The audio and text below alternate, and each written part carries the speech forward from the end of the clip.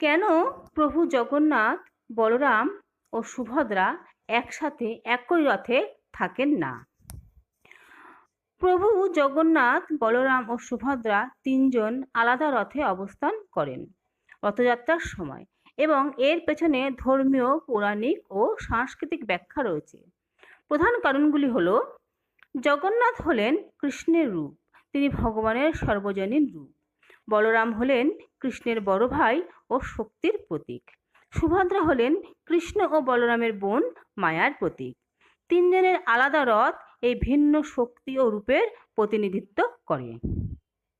পুরাণ অনুযায়ী একটি কাহিনী অনুসারে একবার শ্রীকৃষ্ণ, বলরাম ও সুভদ্রা মাতৃভূমি বৃন্দাবনে অর্থাৎ মাসির বাড়ি যাওয়ার ইচ্ছা প্রকাশ করেন। সেই যাত্রাকেই রথযাত্রা হিসাবে উদযাপন করা হয়।